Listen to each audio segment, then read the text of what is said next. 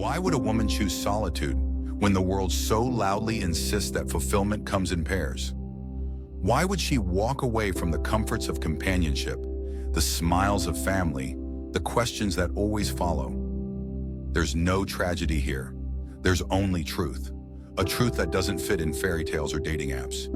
She didn't give up on love, she returned to herself. And what she found in that return, Carl Jung would call individuation. The sacred journey of becoming whole. She's not bitter. She's not cold. She's simply awake. Awake to the roles she was taught to play.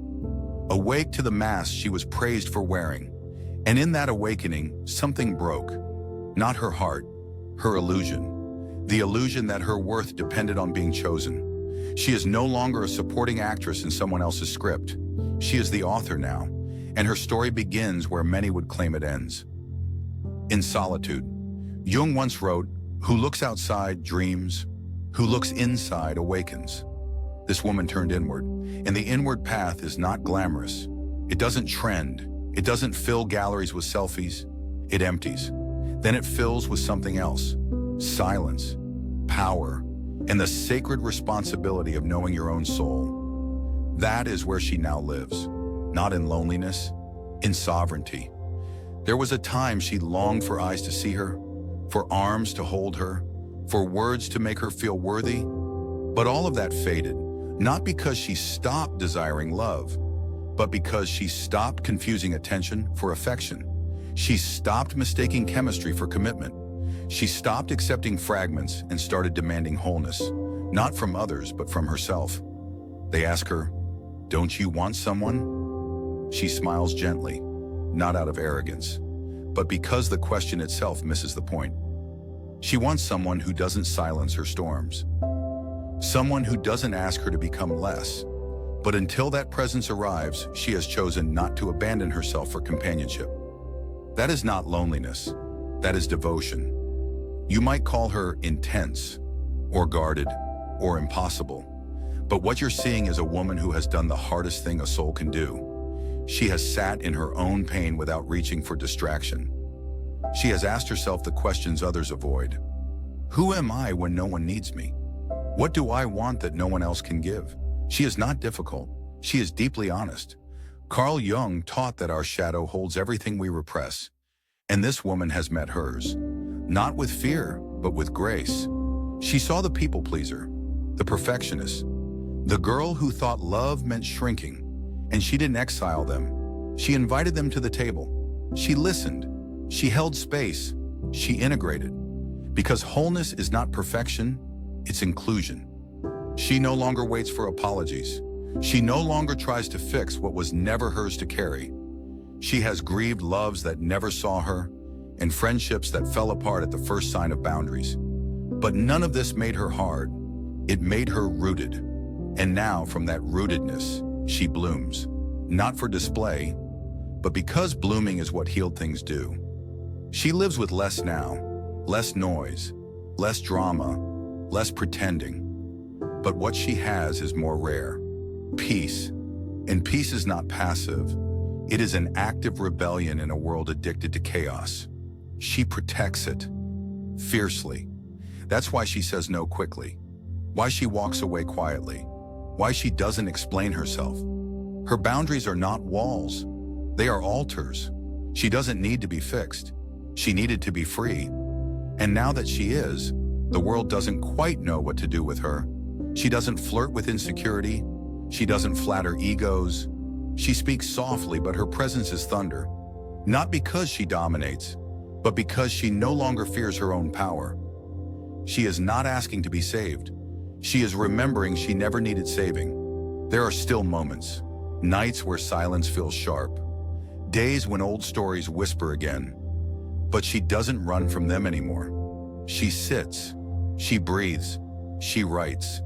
Because she knows this is the path, not around, but through the ache, through the shadow, through the sacred fire of transformation. And on the other side, not someone new, but someone whole.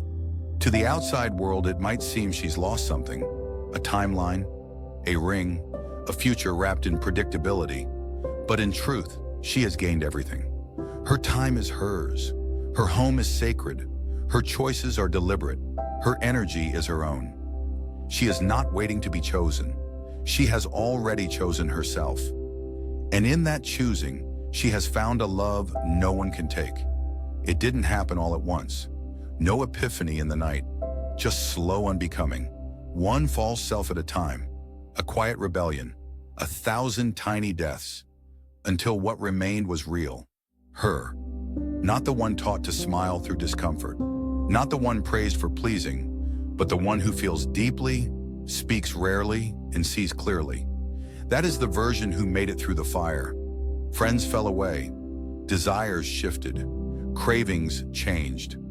Where once there was hunger for validation, now there is reverence for silence, not the absence of sound, the presence of soul. In a world that moves fast, she slowed down, watched the sunrise, stirred her tea with intention, chose fabrics that felt like skin. This too is spirituality. This too is awakening. She is no longer chasing a story, not the girl meets boy, not the dream job happy ending. She is living a myth of her own making, rooted not in fantasy, but in essence. Love may visit again, or it may not, but it won't arrive to fill a void. It will arrive to meet a fullness. And if it doesn't arrive, the garden will still bloom. Because it was never about being seen, it was about seeing. She now dances without an audience, writes poems no one reads, laughs at nothing, cries for everything. She doesn't need to be understood, only to be real. Pain taught her presence, loneliness taught her longing, and longing led her not to someone else, but deeper into her own skin. Every ache, a breadcrumb home. What others call isolation, she knows as intimacy. Intimacy with the earth, the wind, her breath, her beating, sacred, unbreakable heart.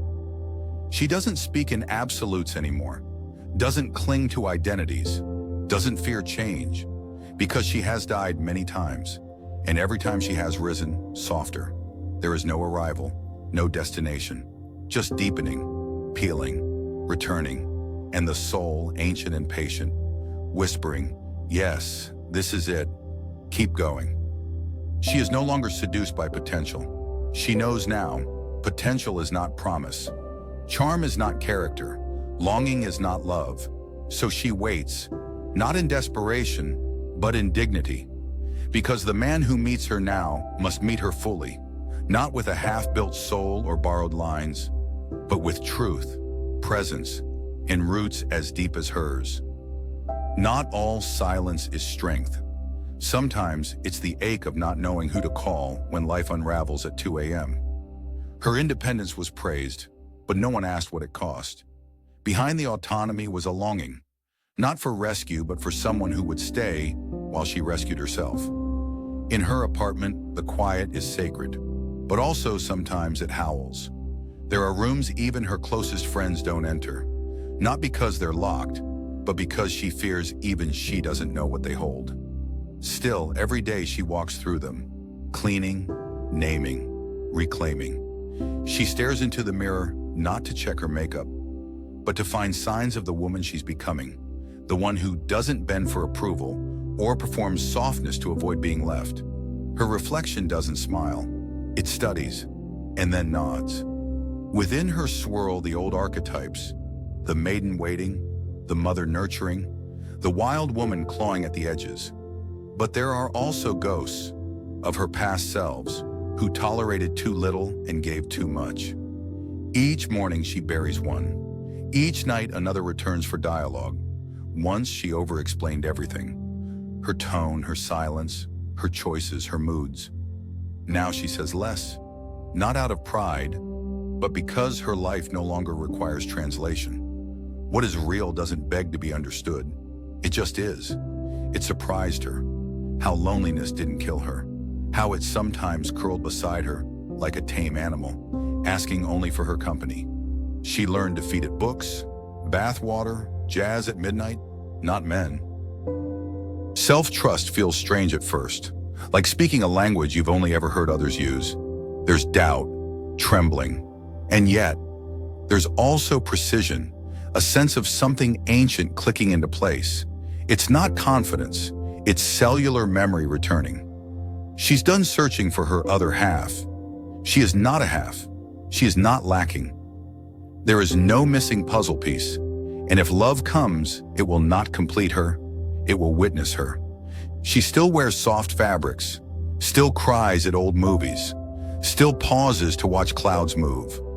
But softness now is not a performance.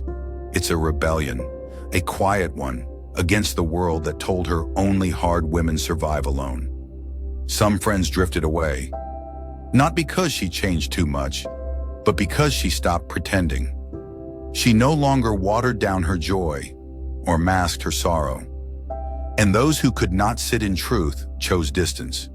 She let them go, lovingly. There is a subtle recognition when she meets another woman who lives alone. A glance that says, "I know the way you hold yourself when the world forgets." No words needed, just a sacred knowing. Desire used to feel dangerous, a thing shaped by others' expectations. But now it emerges unfiltered. She wants what she wants, not because it's logical, not because it's strategic, but because her soul whispers, "This way." Transformation isn't glamorous. It's ugly crying in the kitchen. It's deleting the number, then adding it back, then deleting it again. But each crack in her exterior lets more light in. She used to wait for signs, for timing, for someone to choose her first. Now she no longer waits, not because she's impatient, but because she knows her time is now. Not someday, not maybe. Now there was no lightning bolt, no dramatic moment, just a day she made tea, sat by the window, and felt enough. Her life, herself, her path, enough. Alone is not the end, it's a beginning. And from it, she returns to the village, not seeking to belong, but to contribute. No longer lost, she brings back stories that help others remember their own. She is no longer afraid of closeness, but she no longer chases it either. If someone enters her life now, they must meet her, here in wholeness, not to fill a gap, but to witness a fire already burning. In the end, it wasn't a man, a job, or a revelation. It was a choice, to return to her own voice, to walk her path, barefoot, unapologetic. She is not waiting. She is not seeking. She is living. And that is the beginning of everything. Before we end, I invite you to sit with yourself, not as you've been taught to be, but as you truly are when the world goes quiet. Ask yourself, when no one is watching, who do you become? What parts of you only speak when you are finally alone? Have you confused peace with passivity or silence with absence? Let these questions echo, not just tonight, but in the spaces between your days, the quiet walks, the unshared mornings, the stillness before sleep.